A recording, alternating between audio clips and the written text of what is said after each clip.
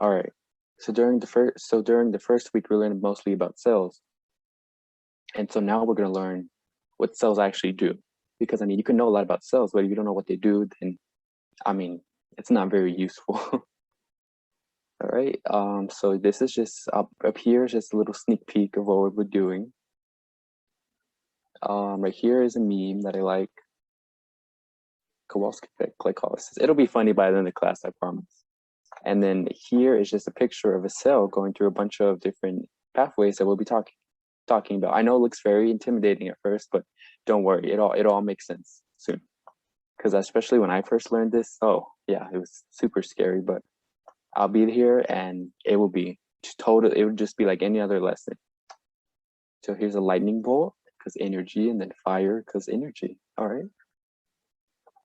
So to begin class, I'm going to ask you all a question. What is energy? You can either put it in the chat what you think energy is, or you can just unmute and tell me what you think it is.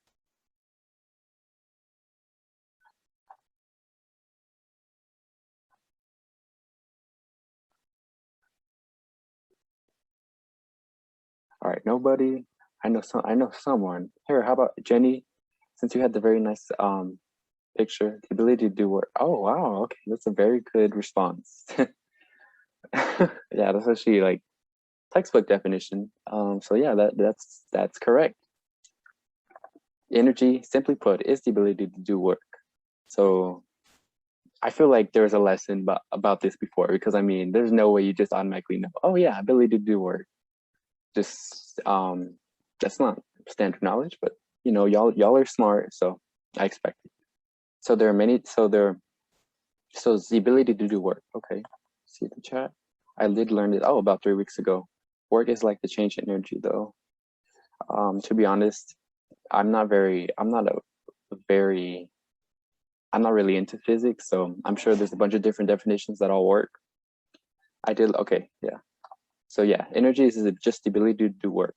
And so there are many types of work. So there's mechanical work, and that's work done by moving something. So as you see with the example right here, these people are moving this brick. So that would be considered mechanical work. And then also in this picture right here, it's a baseball player, and they're pitching. And so this is mechanical work. And so then there's also transport work, and this is a type of mechanical work, and it's very important in cells. And then there's also electrical work.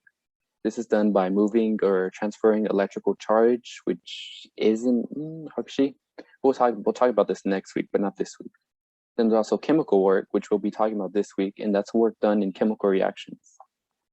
Do y'all know what an atom is, and like what a molecule is, and what a chemical reaction is? Because if not, we can go over that real quick, because it's important to know what an atom is to understand this lesson. Because I know some schools you don't learn what that is until high school, and some schools you learn at middle school.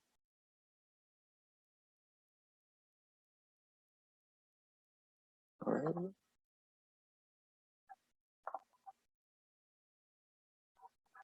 All right, if no one's answering in the chat, I'll just assume that y'all know what atoms are and what a chemical reaction is. So this is what so just to summarize, so the smallest unit of anything in the world. Okay, well it's not. Actually, so as in this reaction right here, it's 1 molecule of methane, and it's 2 oxygen molecules. Sorry, I can't pronounce molecules right. And they react together to make carbon dioxide into waters.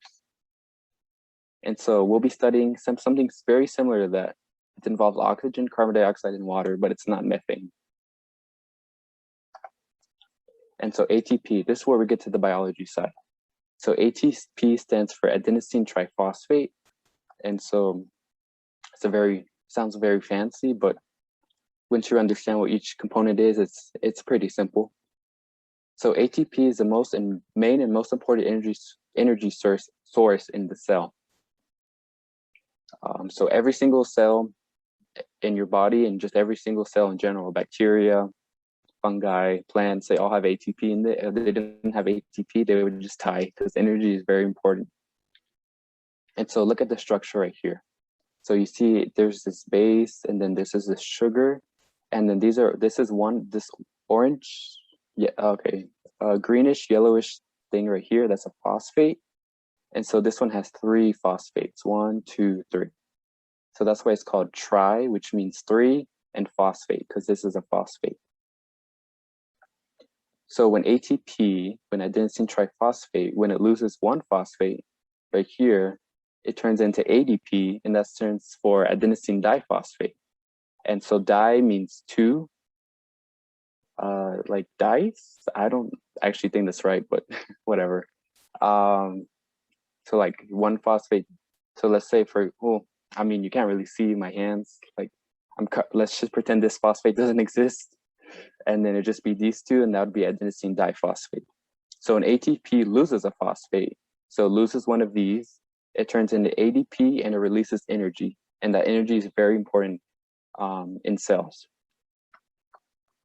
For example, up here, you see ATP is used for chemical work. So it's building a large molecule. For example, it could go from carbon dioxide to a sugar, and a sugar is a lot bigger than carbon dioxide, and you need ATP for that. But it also can be used for mechanical work. So remember, we just talked about mechanical work. It's moving something. And as you can see here, this is actually moving a muscle protein. So it's very relevant about what we're going to be talking about soon, next week. And then it's also transport work. It's transporting molecules. Like, actually, none of these are. So for example, water, actually you don't need ATP for that. Okay, ignore it, I just said. So yeah, but phosphates can be used to move stuff. The ATP can be used.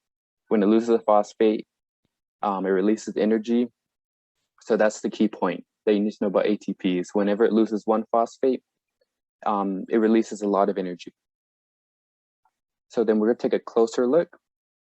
So yes, so I know I sound like a broken record, but this is very, very, very important. So when ATP loses a phosphate, it loses energy. That's a good way to remember. So a loose phosphate, the ATP loses energy because it releases it. So when you release energy, you lose energy yourself. Like, for example, if I wave my hands like this, I'm gonna lose energy, but I'm transferring energy to the environment.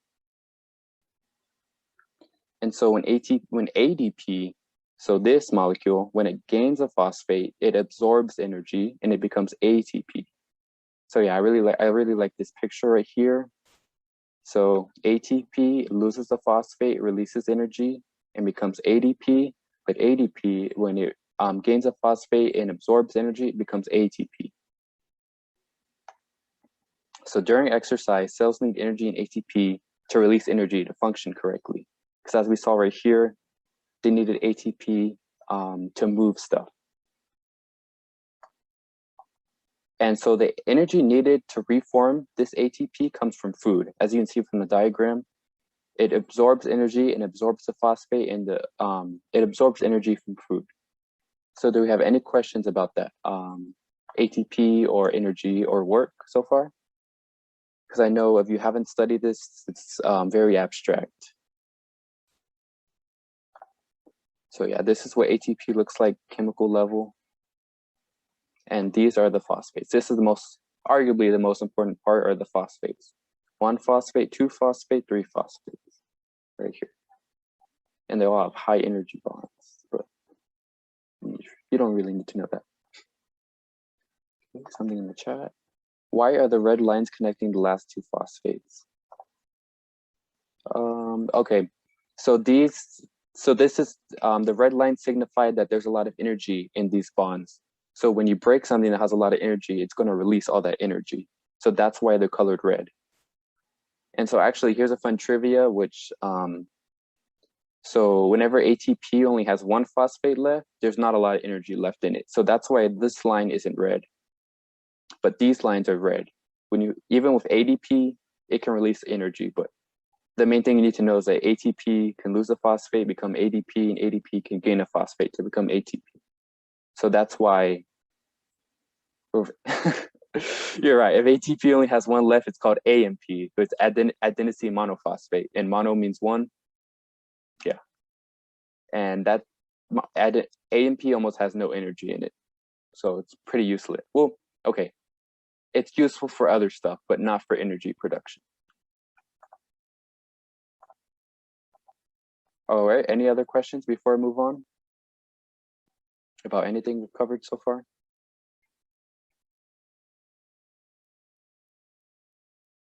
All right, go on ahead. So this is the bulk of the lesson, is cellular respiration. So cellular respiration is a process that allows cells to make ATP from food. I mean, because you're wondering, like, how do I eat an apple and that makes molecules like this? Like, how does that work? Because it's not very intuitive. So there are 4 main parts of cellular respiration. So it's glycolysis, pyruvate oxidation, citric acid cycle. It's also called the Krebs cycle. It's whatever you like. It's also called TCA cycle. It's just, there's a bunch of names. And then in the last step is oxidative phosphorylation. So I know all of these look like big scary words, but we're going to go over each part step by step so it makes sense. And so as you can see right here, here's a diagram of what each step does. And we'll be talking about each step more in depth, but this is just like a schematic just to get your brain ready. And so, yeah, here's a picture. And then I like this one, it's from Amoeba Sisters.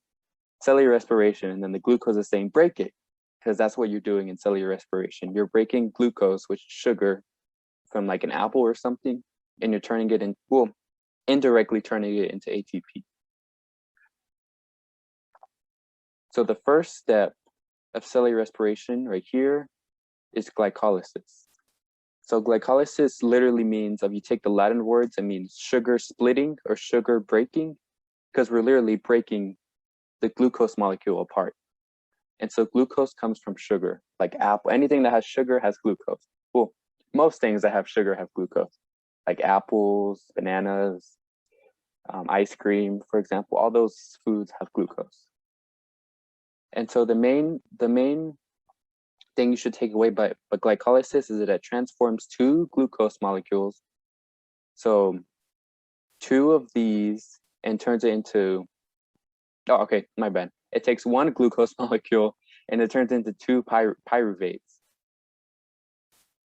So it produces 2 net ATP in the process. So remember, we just talked about ATP. So whenever you split apart the sugar and glycolysis, it'll produce 2 molecules of ATP. And then also produces 2 NADH as it makes 2 ATP. And so NADH is a molecule that can carry electrons. So electrons have a lot of energy in them. So when you break apart glucose, there's energy within the big molecule, and so NADH carries this energy, basically. Another way to think about it is the energy that was made to use ATP, there's going to be leftover energy. And so the leftover energy was made to use NADH. And so as you can see here, I know some of y'all haven't covered chemistry a lot, but so NADH, you see it only has 1 hydrogen, but when it gains 2 electrons, it gains another hydrogen. And so yeah, this is what the different forms look like. So yeah, you can't really make sense of the structure because it's NADH is a little weird. And so here's a drawing schematic, you could say. So glycolysis occurs in the cytosol. So remember from last time, the cytosol is the part of the cell with the gel and liquid part. It's not any of the organelles.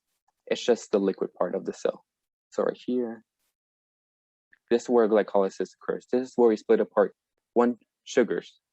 So remember, 1 glucose makes 2 pyruvates. So I know I may have went by this too fast. So do you have any questions about glycolysis?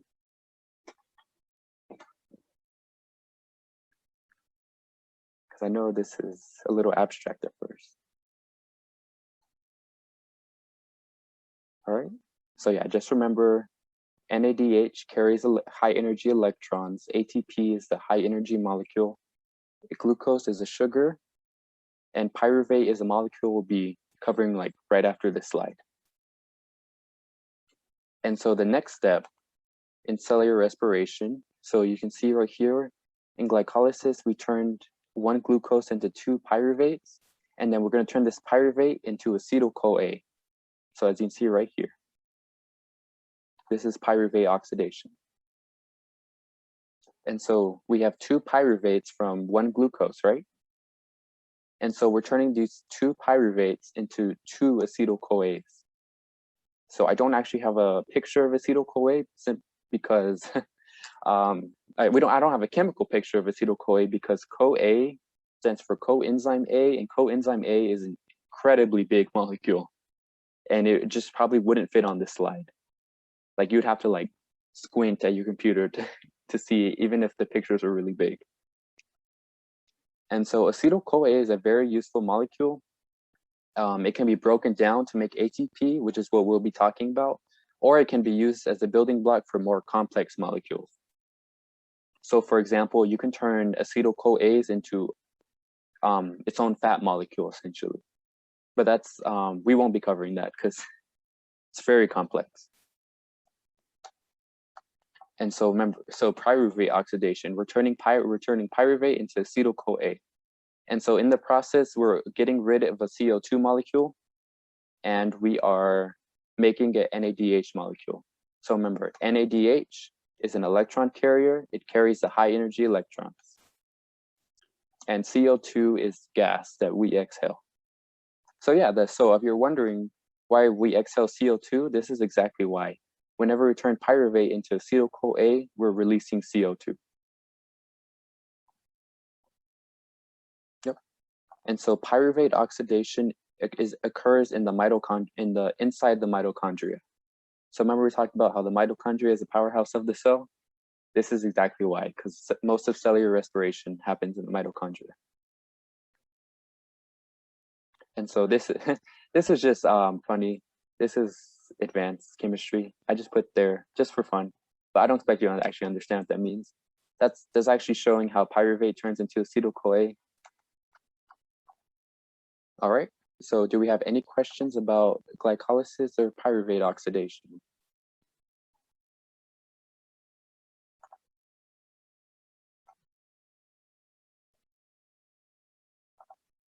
So remember, glycolysis occurs in the cytosol. Okay, chat. Mitochondria. I mean, it's the truth. It really is the powerhouse of the cell, and you're learning why that is now. Because I mean, you hear it in school, and you never know why is it actually the powerhouse. So yes, glycolysis occurs in the cytosol and pyruvate. So the rest of what we were talking about occurs in the mitochondria, not in the cytosol. Only glycolysis occurs in the cytosol. So yeah, this is a very useful diagram. It's showing you right here, glycolysis occurs in the cytosol because it's outside the mitochondria and it makes little ATP. And then right here is showing you pyruvate oxidation occurs in the mitochondria and it makes no ATP. So that's why it has no ATP right here. All right, any other questions before I move on?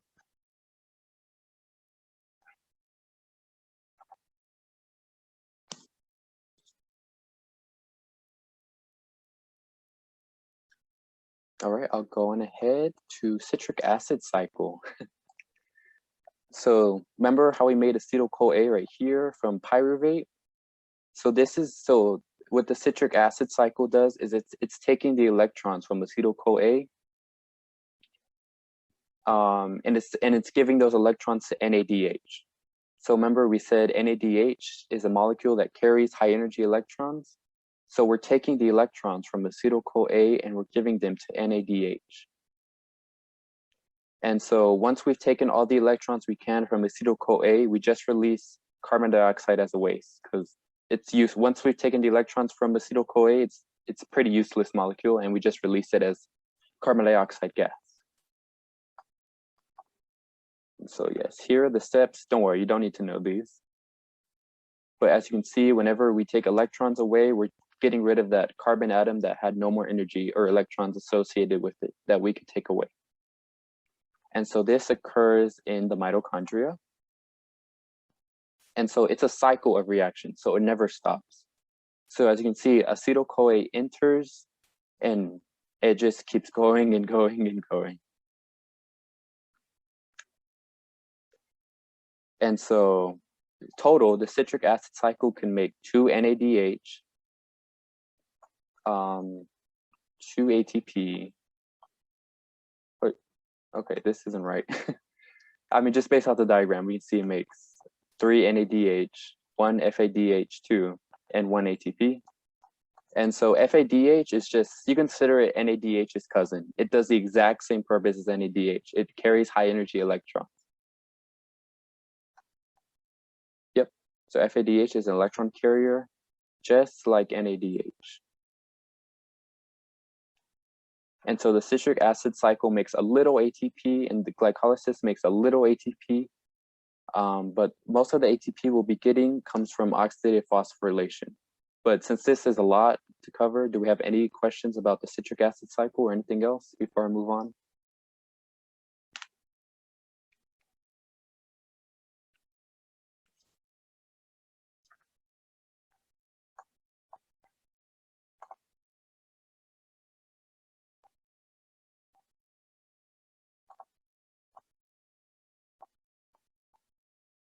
All right, I'll go on ahead. So oxidative phosphorylation. So that looks very intimidating, but don't worry. It's just fancy biology talk. So you know how we made a bunch of NADH and FADH? So what was the purpose of making all those molecules? So the purpose is that NADH and FADH can donate their electrons. So remember, they took electrons. Yes, they took electrons, which have a lot of energy. And what they're going to do is they're going to give them to a complex of proteins right here.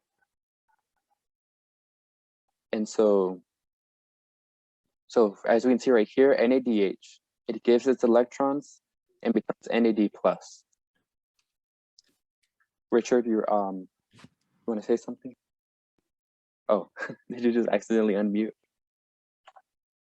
Accident, yes. All right. Do you have any questions? No. Okay. So NADH, yes. So as you can see right here, it gives its electrons to this protein. As you can see, the electrons move. You don't have to, electrons move through this chain. And then what they're going to do, so as the electrons move through these proteins, we get hydrogen ions. This is H+. We get these in this space right here. So remember, the mitochondria has 2 membranes. So the outer membrane and the inner membrane. Do you guys remember that from last week?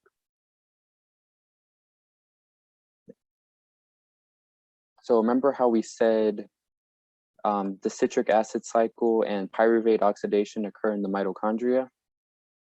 So because that's the case, the NADH can just come to this protein and give its electrons away. So as the electrons move through this chain, they take hydrogen ions and they push it outside of the inside of the mitochondria. Okay, that's kind of confusing. They push it. They don't push it outside of the mitochondria, but they push it out of the inner membrane. And so, yes. So a special protein can use these protons, these H+ ions, to make ATP from ADP. So remember, we talked about when ADP, when it gains a phosphate and absorbs energy, it can become ATP. So that's exactly what's happening here. So this special protein right here, it takes hydrogen ions and it uses energy inside these hydrogen ions to make ATP, essentially. That's what happened from ADP.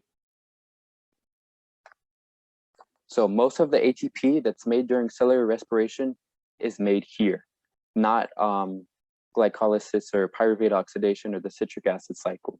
Although they make some ATP, well, okay, pyruvate oxidation doesn't make any ATP, but although glycolysis and the citric acid cycle make ATP, that's not the main source of ATP. Over 90% of the ATP made during cellular respiration happens because NADH and FADH2 gives their electrons away to this special chain of proteins.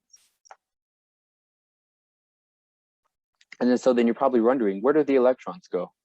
So actually the electrons, the proteins give their electrons to oxygen and that makes water. So yeah, I thought that was pretty cool because That's why you sweat, essentially, because not just to cool off, but your body has adapted over time to use, hey, we have to make water. Whenever we make ATP, we also make water. So let's go ahead and use that water to cool off. So whenever we get hot, that's why we sweat. It's because we're making a lot of energy and we give those electrons away to oxygen, and that makes water. So that's also why fingerprints happen. It's because cellular respiration is always occurring. If it didn't occur, you'd be dead. Your cells would be dead because you always need ATP.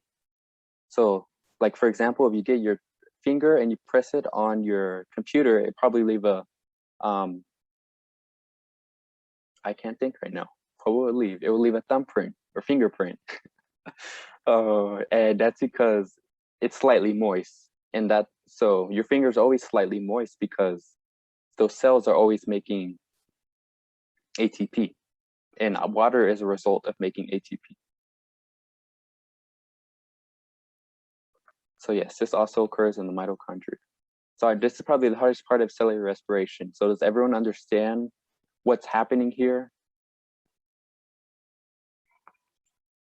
So NADH and FADH2, they give their electrons to these proteins. These proteins use the electrons' power to push the hydrogen ions outside the inner membrane, but still inside the outer membrane of the mitochondria. And then this protein uses the power inside the hydrogen ions to make ATP from ADP.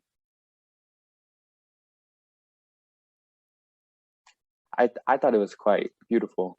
I mean, yeah, I mean, it's just, wow, it's like water. Like, how did we get from glucose to water?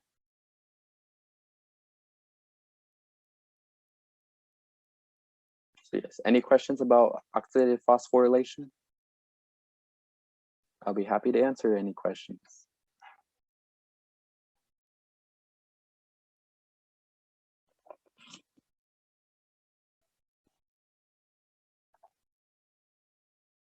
What does the electron transport chain have to do with this? Okay, so remember how I said that NADH and FADH2 gives their electrons to the special proteins? So these special proteins are called collectively the electron transport chain, and that makes sense. Yeah, so that makes sense because the electrons are traveling through these proteins, and as this happens, they use the energy inside the electrons to transport hydrogen ions right here, so that way ATP synthase, the protein that uses hydrogen ions, can make ATP. So that's why it's either called oxidative phosphorylation, it's called the electron transport chain. So do we have any more questions? Because I love answering questions.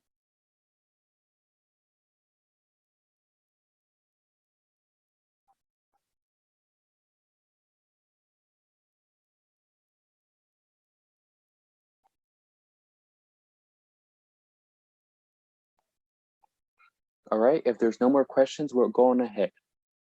So what even happens? I mean, we just talked about how we make ATP from sugar, but what else? What else is there to talk about? Well, so, okay, so actually before we get into that, so now that you've learned about cellular respiration, why do we need to breathe?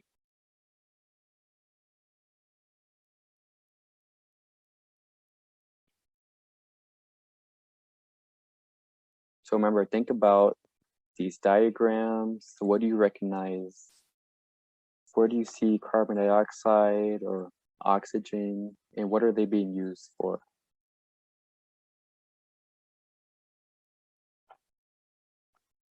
Hint, it's on this slide.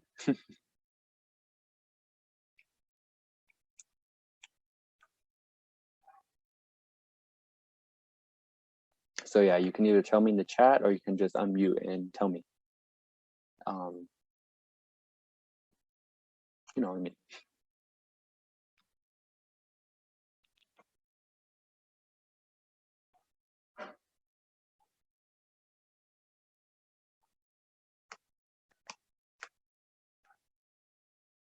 All right, well, I'll go ahead and tell y'all. So as you can see right here, we need oxygen. So whenever we breathe in oxygen, but a lot of other gases too. But what we use oxygen for is we use it to accept the electrons. And so the oxygen we breathe in ultimately becomes water. Yep. So the electrons, they're given to oxygen that we breathe in, and that turns into water that we sweat out. And then the carbon dioxide, that comes from the citric acid cycle and pyruvate oxidation. Because remember, we're releasing CO. Once we've taken all the good electrons from acetyl CoA, it's the carbon atom's useless, and we just release it as carbon dioxide gas. Whenever we exhale carbon dioxide, among other stuff. So yeah. Pyruvate. Same thing with pyruvate to acetyl CoA. In order to attach this coenzyme, which we need to put this acetyl CoA into the Krebs cycle, we need to get rid of a carbon atom first, or is it CO2?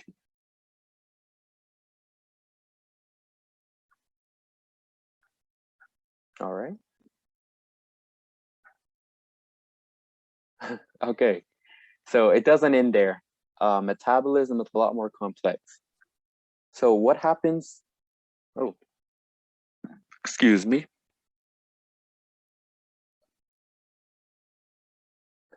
So when our cells don't have enough oxygen, they have to resort to lactic acid fermentation.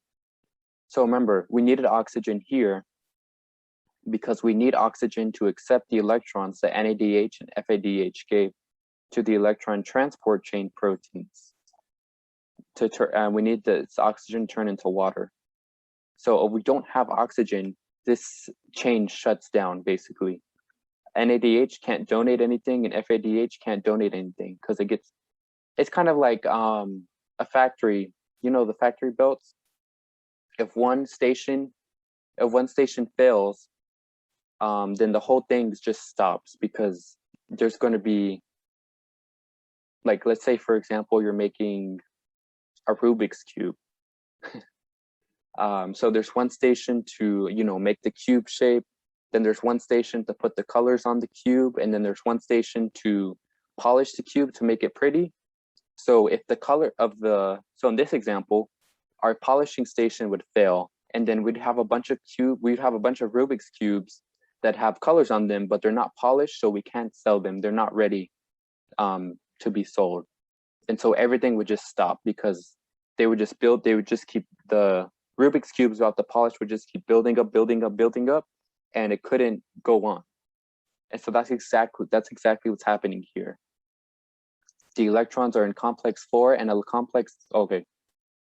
and this protein can't get rid of their electrons by giving it to oxygen and turning it into water, then everything stops and you can't make any more ATP. And so since that happens occasionally in humans, for example, whenever you're out of breath, that means it's usually because you want more oxygen, like after you sprint for a while, for example. So instead of just dying, which would, you know, be sad, we have a way to make ATP when there's no oxygen available. So lactic acid fermentation. So basically what happens is we form lactate from pyruvate. So remember, right here, glucose. We go through a glycolysis and we make pyruvate. And so what happens is the pyruvate accepts electrons from NADH. Because remember, NADH can't give their electrons to this transport chain whenever it's clogged up because there's no O2. And so instead it gives it to pyruvate and that turns into lactate. But the good thing about this is whenever NADH gives their electrons to pyruvate and turns it into lactate, we have an NAD plus, it makes a NAD plus. And so this NAD plus can re-enter glycolysis. Because if we run out of NAD plus, then glycolysis can't continue. And so remember, in glycolysis, we make a little bit of ATP, only 2 ATP, compared to oxidative phosphorylation, where we make around 28 ATP. Yeah, so it's very small amount of ATP, but it's enough to allow us to keep on surviving, but only for about 90 seconds. After about 90 seconds, the lactate accumulates too much and your cells get too acidic and your body's just stop. You need to stop exercising right now and you'll probably faint or even die. Some people have died when pushing themselves too hard. But don't worry, that's very, very rare. As long as you listen to your body cues, you won't die. So yes, cells get energy when there's no oxygen available. When there's no oxygen, the cells get energy just by repeating glycolysis over and over and over again. And they get a little bit of ATP out of it. But they can only use it for so long before your blood gets real acidic and the muscles get real and the cells get real acidic. And then if it just keeps on going, your body will just faint because it needs to stop exercising or it's going to die. So does anyone have any questions about lactic acid fermentation?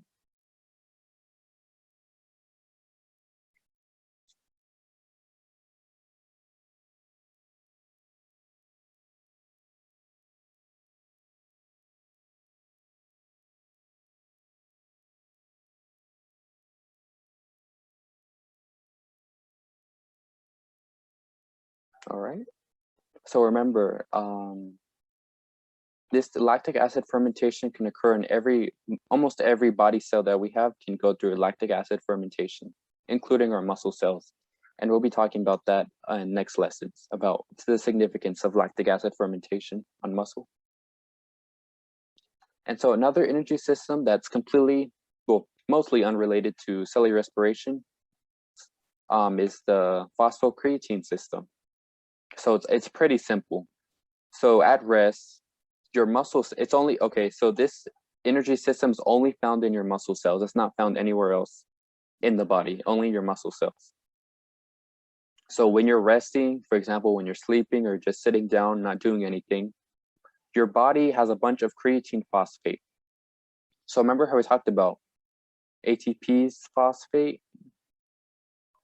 So creatine phosphate is a molecule, it doesn't really look like ATP. Look, this is what it looks like.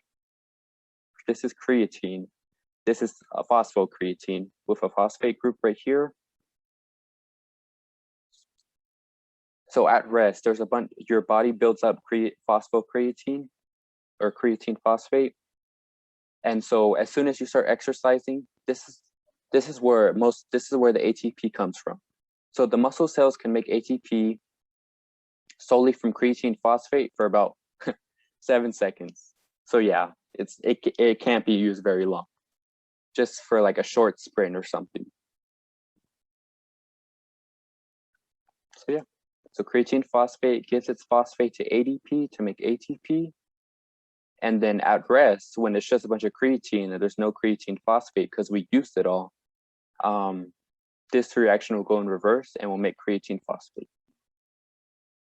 For the next bout, whenever we need to have a bunch of ATP quickly, remember it can only last about 7 seconds. And then the muscle will either do lactic acid fermentation, it'll go to cell respiration. So any questions about the phosphocreatine system?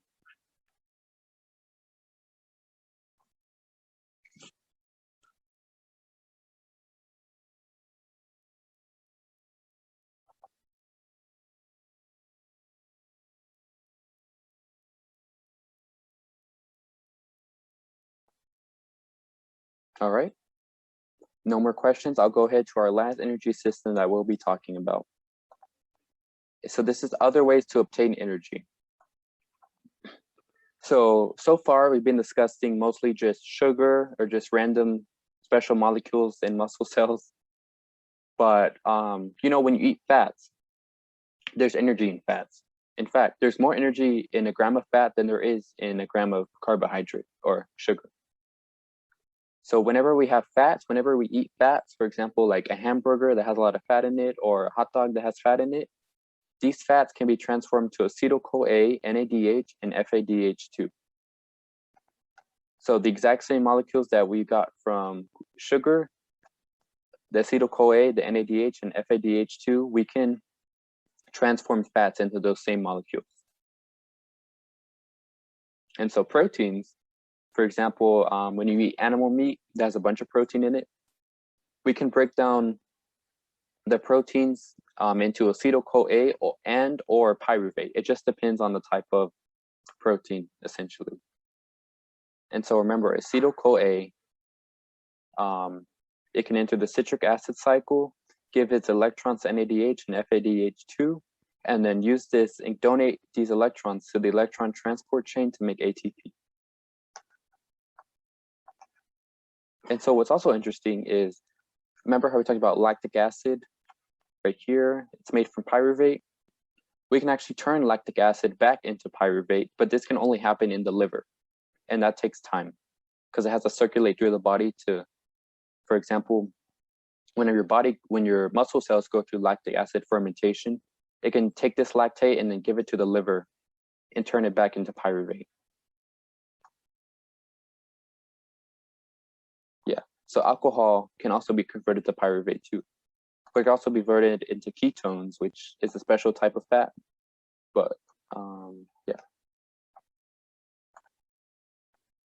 Actually, that may be wrong.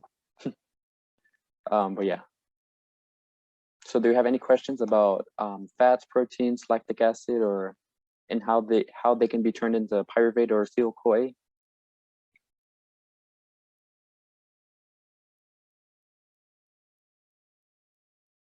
So yeah, you should just remember, because I bet in the class, if you take a high school biology class, for example, you're only going to learn about glycolysis. You won't learn about fats or proteins, how you can break them down. But remember, they can all be broken down to the same stuff, essentially.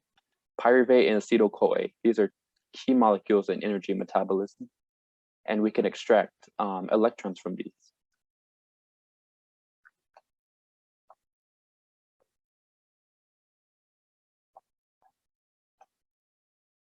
All right, there's no questions. I'll go on ahead. And so this is another matching game, since I know y'all love the other one. So what you're gonna do is you're gonna take what you learned and match the exercise to the energy system. So 110-meter hurdle. So if you don't know how far that is, that's about, the world record for this is about 13 seconds, 14 seconds. So which energy system do you think is used the most for 110-meter hurdles, where you sprint and jump? So you can either put it in the chat or you can just unmute. And so remember, the energy systems are here. So we have aerobic respiration, which is another word for cellular respiration, lactic acid fermentation, and the Phospho-Creatine system.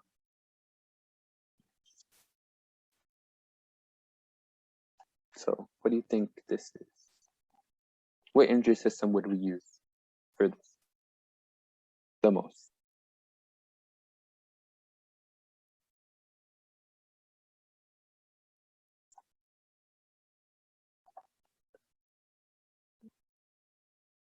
Aerobic? No, we would not be using the aerobic system for this. So aerobic respiration is another word for this, essentially. For glycolysis, pyruvate oxidation, the citric acid cycle, and oxidative phosphorylation. And so remember, we need oxygen for this, but think about it. Whenever you sprint, you don't really have a lot of oxygen, but it's so short where we can just rely on the most of the energy for this event comes from the Phospho-Creatine system. Because remember, this only lasts about 13 seconds, and the Phospho-Creatine system is good for about 7 seconds. So most of the energy is coming from the Phospho-Creatine system when we're talking about short sprint with jumps. Okay, so on the opposite side of the spectrum, what about a marathon? What energy system is a marathon going to use?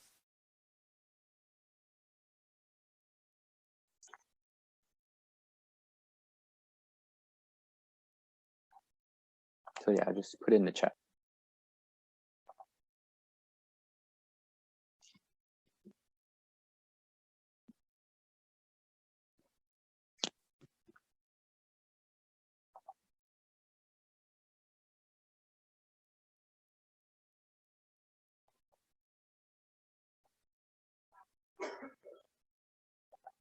So, in case y'all don't know what a marathon is a long distance event where you run for about 2, 3, 4, or 5 hours. Hours, yeah, not seconds. So it's a pretty long event.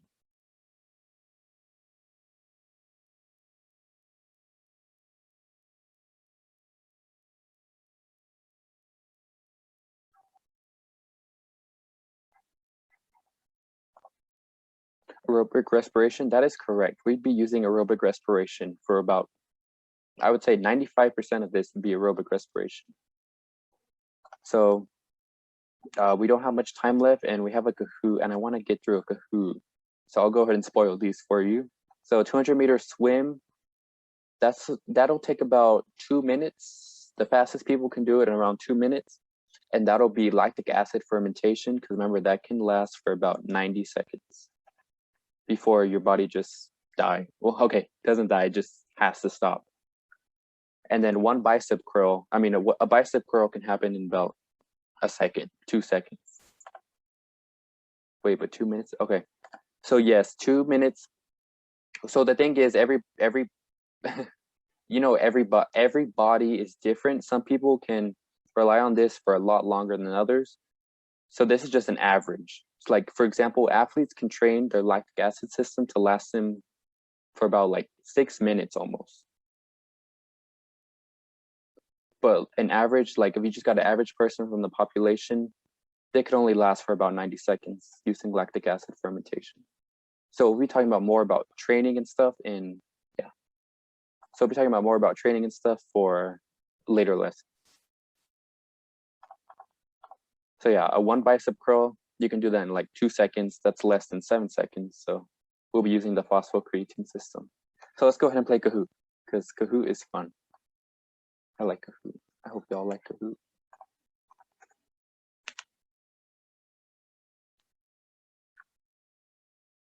All right. Just no need to pay for premium Kahoot.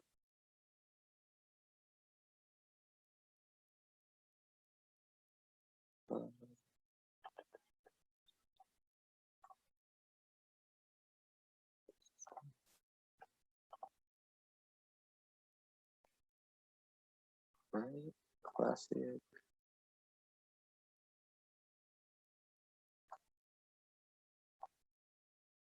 All right, so the game pin is 1744262. So I'll put that in the chat. All right. Yeah, so let's play through this Kahoot game.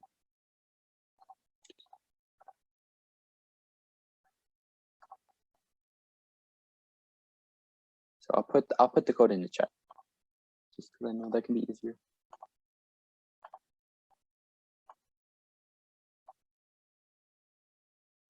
So yeah, there's Amoeba Sisters in the background because I love Amoeba Sisters.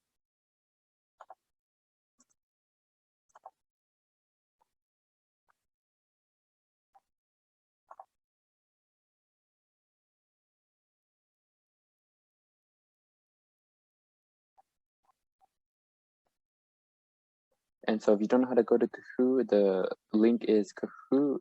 Oh, I'll put it in the chat. Kahoot.it.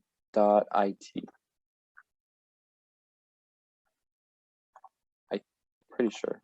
Test it. Yes. Okay.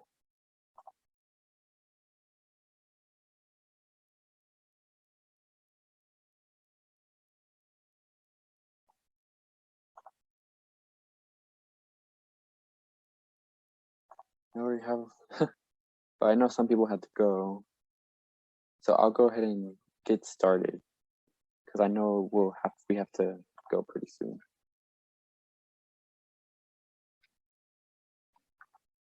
So yeah, Kahoot is good review.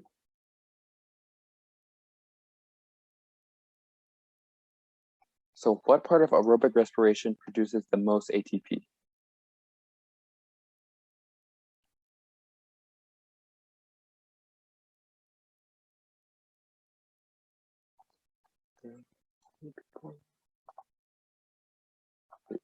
Good job.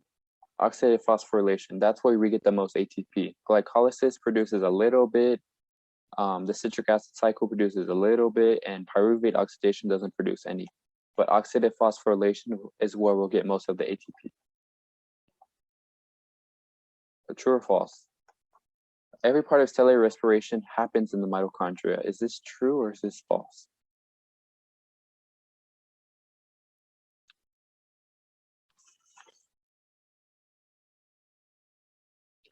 All right, yes, this is false. So remember, glycolysis, it's where we break up glucose.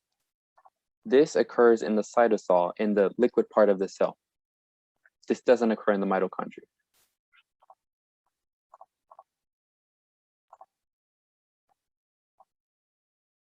Lactic acid fermentation is more efficient than oxidative phosphorylation. So is this true or false? I didn't think I directly talked about this, but you can roughly guess which one lasts longer. Is about the same question.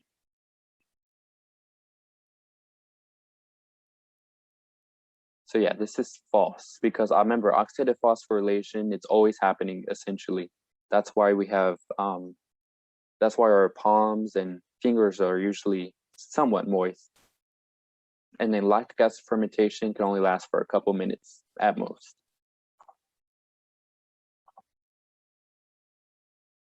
So which molecule has the most energy? So I kind of gave this one away whenever Richard asked about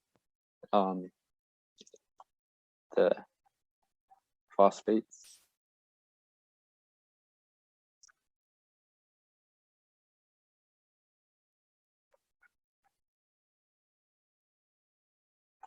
Yep, good job. It's ATP has the most energy here. So usually the one with the most phosphates will have the most energy.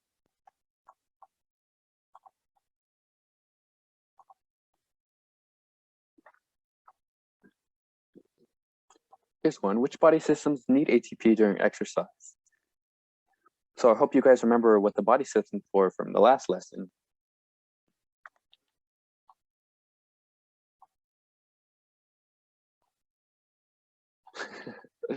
That's right. I commented the trick, y'all. Every cell in our body needs ATP to function, or it's gonna die. So every single system is gonna need ATP.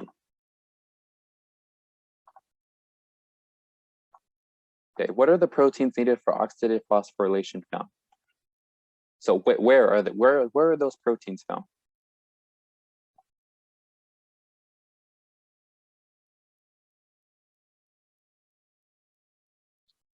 Yep, that's right. Oh, Chris Day.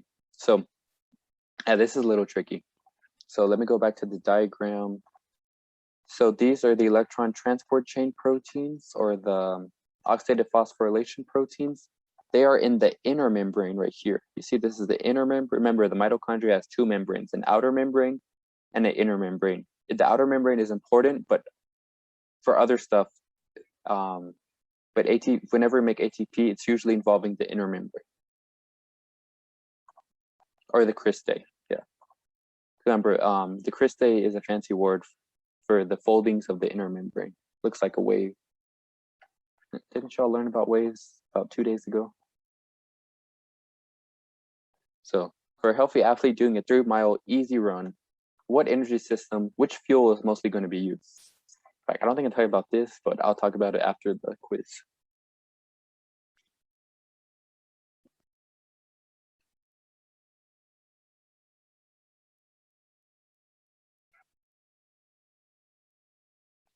Yeah, okay, how do y'all do? Okay, I mean, I'd expect y'all to get it right because I didn't really talk about it. But whenever we're talking about whenever we're talking about easy, okay, well, 3 miles may not be easy, but relative to like sprinting 3 miles, just like jogging 3 miles is a lot easier. So whenever we're talking about an exercise that involves hours of activity, it's usually going to be based on fats and sugars. Because remember, creatine phosphate can only last for 7 seconds, and proteins typically aren't used when talking about energy because they're so essential for the actual muscle. So we usually don't break down proteins unless we're starving.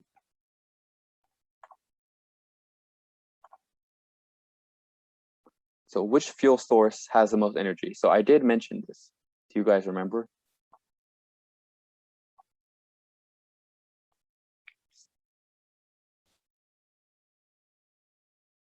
Yep. Fats have the most energy. So yeah, that's more like nutrition, but so that's why remember I just talked about whenever you're doing something for hours, exercise for hours at a time, you're going to rely on fats, and that's because fats have the most energy inside them per gram. Sugars have a good amount of energy too, but not nearly as much as fats. And DNA and RNA, you can sort of turn them into sugar, but it's a very convoluted way. It's not, you don't want to break down, the inner essence of yourself. And remember, proteins, we usually don't break down proteins unless we absolutely are starving. We have no fat, we have no sugar, we can only proteins are available. That's when we start breaking down proteins. But we usually never want to break down proteins for fuel. So what are the waste products of cellular respiration? So waste products, that's the key word, waste. Yep, oh, okay, good job. Most of y'all got that right. So remember, we breathe out CO2 because it's a waste product, and we have water on our fingers and most of our skin due to whenever we make water from carbon dioxide. From oxygen, my bad. So last question. So this is double points because this is actually a really, really tough question. I don't expect y'all to get it right because I never talked about this.